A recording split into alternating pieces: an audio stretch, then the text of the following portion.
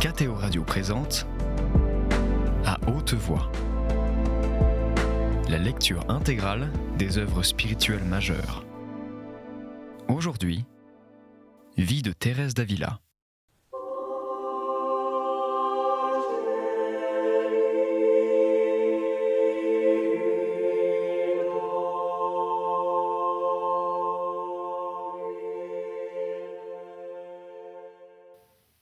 Je retirai encore de là plusieurs avantages précieux que je vais dire et beaucoup d'autres que je ne saurais raconter. Le Seigneur m'adressa alors une parole spéciale qui fut pour moi une très haute faveur. Je ne sais comment cela se passa, car je ne vis rien. Je me trouvais dans un état qu'il m'est impossible d'exprimer. J'étais remplie d'un courage extraordinaire et prête à accomplir de tout mon pouvoir ce que prescrit la moindre parole des divines Écritures. Il me semblait que, pour cela, j'aurais enduré tous les tourments du monde. Une image très vive de cette divine vérité qui me fut représentée s'est gravée en moi. Je ne saurais en dire ni le mode ni le degré. Mais elle m'inspire un respect tout nouveau pour Dieu. Elle me donne une connaissance vraiment ineffable de sa majesté et de son pouvoir. Aussi, je dois comprendre que c'est là une haute faveur. Je conçus également le plus vif désir de ne plus parler que de choses très vraies et bien élevées au-dessus des conversations ordinaires du monde. Et depuis lors, c'est un tourment pour moi d'y vivre encore. J'ai obtenu aussi un amour très tendre pour Dieu, beaucoup de joie intérieure et d'humilité. Je ne saurais dire comment tout cela se passa. Cependant, le Seigneur me donna alors, il me semble, de très grandes grâces, et je n'ai jamais eu la moindre crainte qu'il y eût là de l'illusion. Je ne vis rien, mais je compris quel précieux avantage il y a à mépriser tout ce qui ne nous rapproche pas de Dieu. Je compris en un mot ce que c'est pour une âme que de marcher dans la vérité, en présence de la vérité même. En même temps, le Seigneur daignait me faire comprendre qu'il est lui-même cette vérité. Tout ce que je viens de rapporter, je l'ai appris quelquefois par des paroles que j'ai entendues, d'autres fois par un autre moyen qui apportait plus de clarté que les paroles elles-mêmes. Je compris de très hautes vérités sur cette vérité, et je les compris beaucoup mieux que si un grand nombre de savants me les avaient enseignées. Jamais, ce me semble, ils n'auraient pu m'en pénétrer aussi intimement, ni me donner une vue aussi claire de la vanité du monde. Cette vérité dont je parle, et qui a daigné se révéler à moi, est en soi la vérité même. Elle est sans commencement et sans fin. Toutes les autres vérités dépendent de cette vérité, comme tous les autres amours de cet amour, et toutes les grandeurs de cette grandeur. Et encore ce que je dis est bien obscur, en comparaison de cette clarté avec laquelle le Seigneur voulut me la faire comprendre. Comme on voit bien le pouvoir de cette majesté, puisque dans un temps si court, elle enrichit l'âme de trésors si précieux et y imprime de telles vérités. Ô grandeur et majesté qui êtes mon bien, que faites-vous, ô mon Seigneur, vous le Tout-Puissant? Considérez à qui vous accordez de si souveraines faveurs. Ne vous souvenez-vous plus que cette âme a été un abîme de mensonges et un océan de vanité, et tout cela par sa faute? Vous aviez mis en moi une horreur naturelle du mensonge, et cependant je me suis moi-même entretenue souvent de choses mensongères. Comment, ô mon Dieu, est-il possible, comment est-il concevable que vous vous abaissiez à accorder tant d'amour et tant de grâce à une âme qui s'en est rendue si indigne? Étant un jour à réciter les petites heures avec la communauté, j'entrai tout d'un coup dans un recueillement intime. Mon âme tout entière me semblait comme un clair miroir, sans revers, ni côté, ni haut ni bas, qui ne fût tout resplendissant. Au centre d'elle-même, je vis le Christ notre Seigneur sous la forme où il a coutume de m'apparaître. Je le voyais, ce me semble, très clairement dans toutes les parties de mon âme, comme dans un miroir. Et ce miroir, à son tour, se représentait tout entier sous je ne sais quel mode dans ce même Seigneur, par une communication toute d'amour qu'il me serait impossible de dépeindre. Mais à coup sûr, cette vision m'est très avantageuse, chaque fois que le souvenir s'en présente à ma mémoire, surtout quand je viens de communier. J'ai compris alors qu'une âme qui commet le péché mortel recouvre ce miroir d'un épais nuage et le rend très noir. Et alors le Seigneur ne peut s'y représenter ni y être vu, bien qu'il y soit toujours présent pour nous donner l'être. Je vis aussi que tomber dans l'hérésie, c'est pour ainsi dire briser ce miroir, chose bien plus malheureuse que de le noircir. Il y a une très grande différence entre la manière dont on comprend ces vérités et celle dont on parle, car il est difficile d'en donner une idée. Mais cette vision m'a été extrêmement précieuse. Elle a produit aussi en moi le plus vif regret d'avoir tant de fois par mes offenses obscurci mon âme et de m'être privé de la vue du Seigneur. Cette vision me semble avantageuse pour les personnes adonnées au recueillement intérieur. Elle leur apprend à considérer le Seigneur au plus intime de leur âme. Par là, on s'attache davantage à lui et l'on retire beaucoup plus de fruits qu'en le considérant hors de soi, comme je l'ai déjà dit à différentes reprises. D'ailleurs, plusieurs livres d'oraison l'affirment en indiquant où il faut chercher Dieu. Le glorieux saint Augustin, en particulier, nous dit qu'après l'avoir cherché par les places publiques, dans les plaisirs, partout, il ne le trouvait nulle part comme au-dedans de lui-même. Cette méthode est incomparablement la meilleure. Point n'est besoin d'aller au ciel, ni d'aller plus loin qu'en nous-mêmes. Ce serait se fatiguer l'esprit et distraire l'âme pour arriver à un résultat moins fructueux. Je veux ici faire remarquer une chose qui peut arriver quand on a un grand ravissement. Une fois passé cet état d'union pendant lequel les puissances sont complètement absorbées et qui dure peu, comme je l'ai dit, l'âme demeure dans un profond recueillement même extérieur, sans pouvoir revenir à elle-même. Mais ces deux puissances, l'entendement et la mémoire, sont encore dans une sorte de frénésie, absolument hors d'elles-mêmes. Cela arrive parfois, je le répète, surtout dans les débuts. Or, je me demande si cela ne viendrait pas de ce que notre pauvre nature ne peut supporter une si forte activité de l'esprit et que l'imagination en est affaiblie elle-même. Je sais qu'il en est ainsi pour plusieurs personnes. Elles devraient s'efforcer de laisser momentanément l'oraison.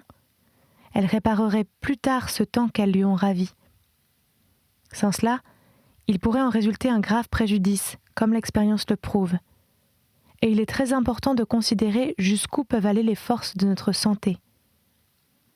En tout, il faut de l'expérience. Aussi un guide est-il nécessaire. Quand l'âme, en effet, est parvenue à cet état élevé, il y a beaucoup de choses qu'elle a besoin de traiter avec lui. Si, après l'avoir cherché, elle ne le trouve pas, le Seigneur ne la délaissera pas, puisqu'il ne m'a pas abandonnée, toute misérable que je suis. Je crois qu'ils sont rares ceux qui ont une connaissance expérimentale de faveurs si hautes. Ceux qui ne la possèdent pas ne pourront donner de conseils sans troubler une âme et la jeter dans la peine. Toutefois, le Seigneur tiendra compte de cette épreuve. Aussi est-il préférable de s'ouvrir quand même à un directeur, comme je l'ai déjà dit d'autres fois, et peut-être en est-il de même de tout ce que j'écris maintenant. Cependant, ne m'en souvenant pas bien, je le répète encore parce que je le juge très important, surtout pour les femmes. Elles doivent se laisser diriger par le confesseur. Or, celui-ci doit être tel que je viens de dire. D'ailleurs, le nombre des femmes à qui le Seigneur accorde ses faveurs est beaucoup plus considérable que celui des hommes. Je l'ai entendu dire au saint religieux Pierre d'Alcantara et je l'ai constaté moi-même. Ce père affirmait que les femmes faisaient beaucoup plus de progrès dans ce chemin que les hommes, et il en donnait d'excellentes raisons qu'il n'est pas nécessaire de rapporter ici. Elles étaient toutes d'ailleurs en faveur des femmes. Étant un jour en oraison, j'eus une vision de très courte durée, et je ne pus rien distinguer de précis. Il me fut représenté au milieu de la plus vive clarté comment on voit toutes les créatures en Dieu, et comment Dieu les contient toutes. J'avoue que je ne saurais décrire cette vision, mais elle demeura profondément imprimée en moi. C'est là une des plus insignes faveurs que le Seigneur m'ait faites et qui m'a le plus porté à me confondre et à m'humilier au souvenir de mes fautes passées. Je crois pouvoir l'affirmer. Si le Seigneur avait daigné m'accorder plus tôt cette faveur, et s'il l'avait accordée à ceux qui l'offensent, je n'aurais jamais eu, ni eux non plus, l'audace et la témérité de lui déplaire. Il me semblait voir quelque chose, quoique je ne puisse pas l'affirmer. Cependant, on doit bien voir quelque chose, puisque je vais en donner une comparaison. Cependant, tout cela se passe d'une manière si subtile et si délicate que l'entendement ne saurait y parvenir. Peut-être aussi que je ne sais pas me rendre compte de ces visions, qui ne me semblent pas imaginaires, bien que quelques-unes doivent l'être un peu. Toutefois, comme cela se passe dans le ravissement, les puissances de l'âme ne savent plus se figurer ensuite les choses de la même manière que le Seigneur les représente alors pour qu'elles en jouissent. Je dis donc que la divinité est comme un diamant très clair et beaucoup plus grand que le monde tout entier, ou encore comme un miroir semblable à celui auquel j'ai comparé l'âme dans la vision précédente. Or ce diamant ou ce miroir est quelque chose de tellement transcendant qu'il me serait impossible d'en donner une idée. Toutes nos œuvres se voient dans ce diamant. Il est de telle sorte qu'il contient tout en lui-même, et il n'y a rien qui existe en dehors de son immensité. Ce fut pour moi un grand sujet d'étonnement de voir en un moment si court tant de choses reproduites en ce très clair diamant. Ce m'est aussi un sujet d'affliction profonde chaque fois que, le souvenir m'en revenant, je vois représenter dans cette clarté si limpide des choses aussi abominables que mes péchés. La douleur est tellement vive alors que je ne sais comment la supporter. Après cette vision, j'étais si pénétrée de confusion que je ne savais pour ainsi dire où me mettre. Oh, que ne puis-je donner ces lumières à ceux qui tombent dans les péchés déshonnêtes et infâmes. Ils sauraient que leurs fautes ne sont point secrètes et que Dieu en est justement offensé, puisqu'ils les commettent absolument sous les regards de sa majesté et avec si peu de respect pour sa présence. J'ai vu à quel juste titre l'enfer est mérité par un seul péché mortel. On ne saurait, en effet, comprendre la gravité d'un tel acte commis en présence d'une si haute majesté et l'opposition qu'il y a entre des choses de cette sorte et sa nature. Cela montre aussi sa miséricorde, puisqu'il sait que nous connaissons ces vérités et qu'il daigne cependant nous supporter. Cette vision m'a amené à la réflexion suivante. Si un tel spectacle cause à l'âme tant de terreur, que sera-ce au jour du jugement, alors que cette souveraine majesté se manifestera clairement à nous et que nous verrons tous nos péchés? Oh mon Dieu, dans quel aveuglement j'ai vécu! Bien souvent j'ai été saisie d'effroi à la pensée de ce que j'écris maintenant. Mais vous, mon Père, n'en soyez pas étonné. Ce qui doit vous surprendre, c'est que je puisse vivre encore quand je vois ces choses et que je me considère moi-même. Béni soit à jamais celui qui m'a tant supporté. Faisant un jour oraison, avec beaucoup de recueillement, de douceur et de quiétude, il me semblait que j'étais tout environnée d'anges et très rapprochée de Dieu. Je me mis à prier avec ferveur Sa Majesté pour les besoins de l'Église. Il me fut donné de voir le grand bien qu'un certain ordre devait faire dans les derniers temps et le courage avec lequel les religieux de cet ordre soutiendraient la foi. Un autre jour, je priais au pied du très saint sacrement quand m'apparut un saint dont l'ordre a été un peu déchu. Il ouvrit un grand livre qu'il tenait en main et me dit de lire quelques paroles qui s'y trouvaient écrites en caractères très gros et très nets. J'y lus ceci. Dans les temps à venir, cet ordre sera prospère et aura beaucoup de martyrs. Une autre fois, tandis que j'étais au chœur, à matines, j'eus une vision. Je vis se placer devant moi 6 ou 7 religieux qui semblaient du même ordre et tenaient des épées à la main. Je crois comprendre par là qu'ils doivent défendre la foi. Un autre jour, en effet, étant en oraison, j'eus une extase. Il me semblait que j'étais au milieu d'une vaste plaine où se trouvait une foule de combattants. Les religieux de cet ordre luttaient avec le plus grand courage. Leur visage était beau et tout en feu. Il renversait un grand nombre d'ennemis vaincus et en tuait d'autres. Ce combat me semblait livré contre les hérétiques. J'ai vu ce glorieux saint à différentes reprises et il m'a parlé de plusieurs choses. Il m'a aussi remercié des prières que je fais pour son ordre et promis de me recommander au Seigneur. Je ne désigne pas les ordres dont il s'agit de peur d'offenser les autres. Le Seigneur les fera connaître si tel est son bon plaisir. Mais chaque ordre, ou plutôt chaque religieux, devrait travailler à être l'instrument dont Dieu se servirait pour procurer aux siens un tel bonheur que celui de servir l'Église dans les besoins immenses où elle se trouve aujourd'hui. Heureuse les vies qui s'immoleraient pour une telle cause. Quelqu'un me priait un jour de demander à Dieu de lui faire connaître s'il était de sa gloire qu'il acceptât un évêché. Le Seigneur me dit après la communion, lorsqu'il aura compris en toute vérité et clarté que la vraie domination est de ne rien posséder, alors il pourra l'accepter. Il me donnait à entendre par là combien ceux qui sont appelés aux prélatures doivent être éloignés de les désirer et de les vouloir, ou au moins de les rechercher. Telles sont les faveurs, sans parler de beaucoup d'autres, que le Seigneur a accordées et accorde continuellement à cette pécheresse. Il ne me semble pas utile d'en continuer le récit. Ce que j'ai dit, en effet, suffira à faire connaître mon âme et l'esprit d'oraison dont le Seigneur m'a favorisé. Qu'il soit béni à jamais d'avoir eu tant de sollicitude pour moi. Voulant un jour me consoler, il me dit avec beaucoup d'amour de ne pas avoir de chagrin.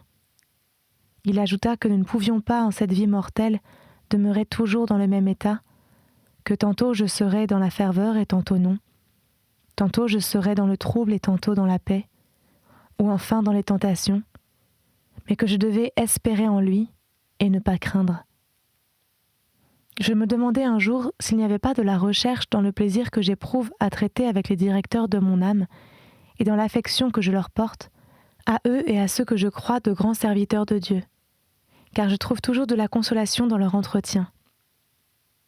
Le Seigneur me dit que si un malade qui était en danger de mort croit devoir la santé à un médecin, ce ne serait pas de sa part un acte de vertu de ne lui témoigner ni reconnaissance ni affection. Et qu'aurais-je donc pu faire sans le secours de ces personnes ? La conversation des bons n'est pas nuisible. Je devais veiller à ce que mes paroles fussent toujours pesées et saintes, et ne pas cesser mes rapports avec ces personnes. Bien loin de me nuire, elles ne pourraient que m'être utiles. Ces paroles me consolèrent beaucoup, car parfois je voulais cesser tous ces entretiens, dans la crainte qu'il n'y eût quelque attache. Notre Seigneur daignait donc me donner conseil en toutes circonstances. Il allait même jusqu'à me dire quelle conduite je devais tenir vis-à-vis des faibles et de quelques autres personnes. En un mot, il ne m'abandonne pas un instant. Parfois je suis tout affligée de me voir si inutile à son service et obligée de consacrer aux soins d'un corps aussi faible et débile que le mien plus de temps que je ne voudrais. Or j'étais un jour en oraison et l'heure du repos arrivait. J'endurais de vives souffrances et j'allais avoir mon vomissement ordinaire. En voyant que j'étais si esclave de moi-même et que d'un autre côté mon esprit réclamait du temps pour lui, j'éprouvai la peine la plus vive. Je me mis à répandre d'abondantes larmes et à m'affliger. Cela d'ailleurs m'est arrivé non pas une fois seulement, mais je le répète très souvent. Il me semble que je m'indigne contre moi et que je conçois alors une véritable horreur de moi-même. D'ordinaire, cependant, je n'éprouve pas, je le vois, cette horreur de moi, et je ne manque pas de prendre les soins que je crois nécessaires. Et encore plaise à Dieu que je ne dépasse pas la mesure, car évidemment cela doit m'arriver. Tandis que j'éprouvais cette peine dont je viens de parler, le Seigneur m'apparut et me témoigna beaucoup de bonté. Il me dit de prendre ses soins par amour pour lui et avec résignation, car ma vie était encore nécessaire. Aussi je n'ai plus eu, ce me semble, la moindre peine, depuis le jour où j'ai résolu de servir de tout mon pouvoir ce Seigneur, mon vrai consolateur. S'il me laisse souffrir un peu, il ne manque pas de me donner ensuite de telles consolations que mon désir des souffrances n'est vraiment rien. Je n'ai donc plus maintenant, ce me semble, aucune raison de vivre, si ce n'est pour souffrir. C'est là ce que je demande à Dieu avec le plus d'instance. Je lui dis quelquefois avec toute la ferveur de mon âme, « Seigneur, ou mourir ou souffrir. Je ne vous demande pas autre chose. » Ce m'est une consolation d'entendre sonner l'horloge. Il me semble qu'en voyant cette heure de ma vie écoulée, je m'approche un peu plus du moment d'aller voir Dieu. Parfois je suis dans une disposition telle que je n'éprouve aucune peine de vivre, ni, ce me semble, aucune envie de mourir. C'est une sorte de tiédeur et d'obscurité pour tout, et qui provient sans doute, comme je l'ai dit, des vives souffrances que j'endure souvent. Le Seigneur a voulu rendre publiques ces faveurs dont Sa Majesté me comble. Lorsqu'il me prévint, il y a plusieurs années, qu'il en serait ainsi, j'en avais éprouvé une grande peine, et jusqu'à ce moment, je n'ai pas eu peu à en souffrir, comme vous le savez, mon Père, car chacun les interprète à sa manière. Ce qui m'a consolé, c'est qu'il n'y a pas eu de faute. Je n'en parlais en effet qu'à mes confesseurs, ou à des personnes qui, je le savais, l'avaient appris d'eux-mêmes. Pour moi, je veillais avec un soin extrême à n'en rien divulguer. Ce n'était pas humilité de ma part, cependant, car, je l'ai déjà dit, j'avais de la peine à m'en ouvrir même à mes propres confesseurs. Maintenant, grâce à Dieu, si l'on murmure beaucoup contre moi et avec un beau zèle, si les uns craignent de me parler ou même de me confesser, si les autres m'adressent beaucoup de réprimandes pénibles, je ne m'en trouble pas. Je comprends le bien que le Seigneur a voulu faire à beaucoup d'âmes en divulguant ses grâces, comme j'en ai eu la preuve évidente, et que je me rappelle tout ce qu'il serait prêt à endurer pour chacune d'elles. Je me préoccupe très peu de tous ces ennuis. Je ne sais si une telle disposition ne viendrait pas, en partie du moins, de la solitude de ce petit coin si bien fermé où il a plu à Sa Majesté de me placer. Je pensais y demeurer comme une chose morte pour le monde, et je m'imaginais qu'on ne se souviendrait plus de moi. Mon désir ne s'est réalisé qu'en partie, et je me vois forcée de parler encore à quelques personnes. Toutefois, n'étant plus dans un lieu où l'on puisse me voir, il me semble que le Seigneur a voulu me mettre dans un port où, je l'espère de Sa Majesté, je vivrai en sécurité. Me trouvant désormais en dehors du monde, au milieu de compagnes en petit nombre et vraiment saintes, je regarde tout comme d'une hauteur, et je me soucie fort peu de ce qu'on peut dire ou apprendre à mon sujet. Le progrès d'une âme, si petit qu'il soit, me touche plus que tous les jugements formés sur mon compte, et c'est là, grâce à Dieu, l'unique objet de tous mes désirs, depuis que je suis dans cette demeure. La vie m'est devenue comme une sorte de rêve. Il me semble presque toujours que tout ce que je vois est un rêve. Je ne découvre en moi ni joie, ni peine profonde. Si j'en éprouve parfois, cela passe avec tant de rapidité que j'en suis étonnée, et je n'en suis pas plus touchée que d'un rêve. C'est l'exacte vérité. Alors même que je voudrais ensuite me réjouir de ce contentement ou m'affliger de cette peine, cela me serait aussi difficile qu'à une personne sage d'éprouver de la peine ou de la joie à la suite d'un songe qu'elle aurait eu. Le Seigneur, en effet, a bien voulu affranchir mon âme de cet excès de sensibilité qu'elle éprouvait, parce que je n'étais ni mortifiée, ni morte aux choses du monde. Plaise à Sa Majesté que je ne retombe plus dans cet aveuglement.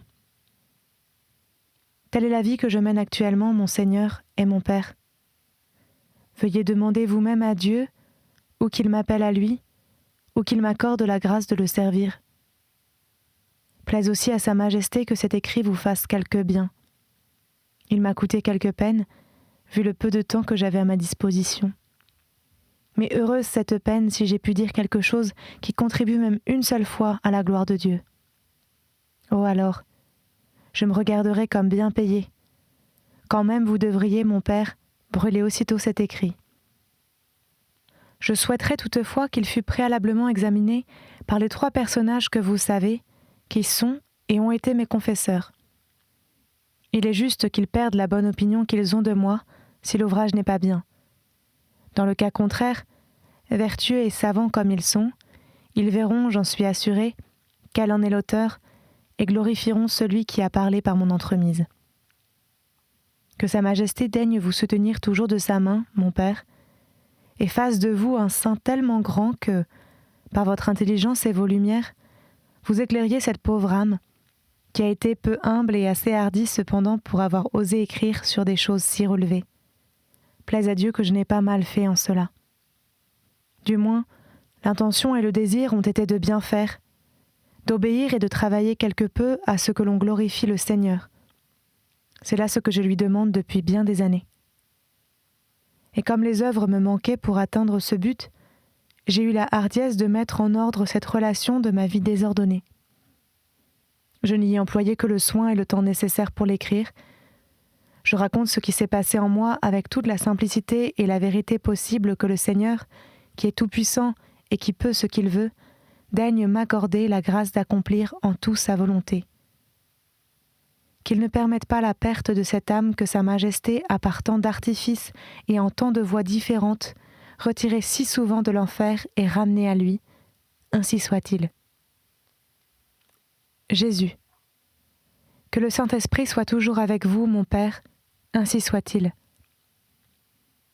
Il ne serait pas mal de vous exposer dans tout son jour le service que vous m'avez demandé, afin de vous obliger à me recommander très instamment à notre Seigneur. J'ai tant souffert à me voir dépeinte dans ce récit et à rappeler à mon souvenir les innombrables infidélités de ma vie que j'en aurais bien le droit. Mais je puis le dire en toute vérité. Il m'a été plus pénible de raconter les faveurs dont le Seigneur m'a favorisé que mes offenses contre Sa Majesté. Je me suis conformée à ce que vous m'aviez demandé, en donnant de l'étendue à ma relation, mais à la condition que vous accomplirez ce que vous m'avez promis et déchirerez ce qui ne vous paraîtra pas bien. Je n'avais pas encore achevé de relire cet écrit quand on est venu le chercher de votre part. Sans doute il y aura des choses qui seront mal exposées et d'autres qui seront répétées. J'ai eu si peu de temps que je ne pouvais même revoir au fur et à mesure ce que j'écrivais. Je vous conjure donc de le corriger et de le faire copier dans le cas où on l'enverrait au Père Maître Avila, car on pourrait peut-être reconnaître mon écriture. Je désire ardemment qu'on fasse en sorte qu'il le voie. C'est même dans ce but que je me suis mise à le composer. Et s'il juge que je suis en bon chemin, je n'ai plus rien à ajouter pour faire ce qui dépendait de moi. Pour vous, faites ce que vous croirez le plus à propos. Mais considérez que vous avez des obligations vis-à-vis de celle qui vous confie ainsi son âme. Toute ma vie, je recommanderai la vôtre à notre Seigneur. Veuillez donc vous hâter de servir Sa Majesté pour venir ensuite à mon secours. Vous verrez dans ce récit quel trésor on gagne quand on se donne tout entier, comme vous avez commencé de le faire, à celui qui se donne à nous sans mesure. Qu'il soit béni à jamais. J'espère de Sa miséricorde que nous nous verrons dans ce séjour où, vous et moi, nous pourrons contempler plus clairement les grandes faveurs dont il nous a comblés et le louer éternellement. Ainsi soit-il. Ce livre a été terminé en juin, l'année 1562. C'était À haute voix, une émission de KTO Radio. Aujourd'hui, vie de Thérèse d'Avila. Lecture, Marie Rambaud. Captation et réalisation, Aymeric Plouminec et Thibaut Dagalier. Une émission disponible en podcast sur ktoradio.com et sur l'application KTO Radio.